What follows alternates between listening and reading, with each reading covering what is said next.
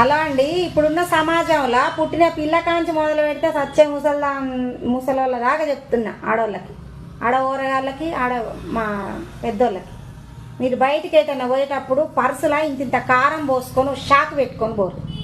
ఎవడన్నా మీ పట్ల అసభ్యంగా మాట్లాడితే మాట్లాడినా అట్లా చూస్తురని తెలిసిన కన్నెళ్ళ కారం కొట్టరి. అధిక మించితే పొడిచి పారదింగిరి. మన మానం కన్నా వాళ్ళ ప్రాణం ఏం పెద్ద లెక్క కాదు. ఇంకోటి అడుగుతాయి గవర్నమెంట్ని, ఎంతసేపు ఆడవాళ్ళు జాగ్రత్తగా ఉండాలి, ఆడవాళ్ళు జాగ్రత్తగా ఉండాలని చెప్తారు. ఆడవాళ్ళు జాగ్రత్తగా ఉండాలి కరెక్టే, కానీ మీ గవర్నమెంట్ ఏం చర్యలు తీసుకోదా ఇట్లాంటి వాటి మీద? నీకు ఎంతమంది సస్తే చూస్తారా మీరు? మీ గవర్నమెంట్ పాడైపోను.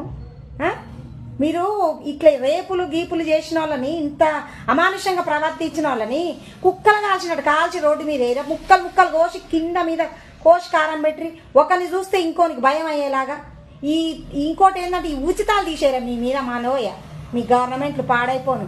ఈ ఉచితాలు చేయబట్టి మద్యాలు అమ్మి సస్తురు. ఆ మద్యాలు తాగి లంజగొడుకులు ఇట్ట తయారవుతారు. మాకు ఉచితాలు ఎందుకురా? మా ఉచితాలు వద్దు. మా ప్రాణాలే ముఖ్యం. ఆడోళ్ళే మా మాన ప్రాణాలే ముఖ్యం. ఈ ఉచితాలు ఎవడు పెట్టమంటుడు? మేము బతుకుతాం కష్టం చేసుకొని. ఉచితాలు తీసేది, వైద్యం ఈ మద్యం తీసేది. మీ మీ మీ దరిద్రమైన మీ స్వలాభాల కోసం మద్యాలు అమ్మి నాశనం చేస్తున్నారు జనాలని. మీరు మొదలారిపోను. ఎంతమంది చేస్తే మీకు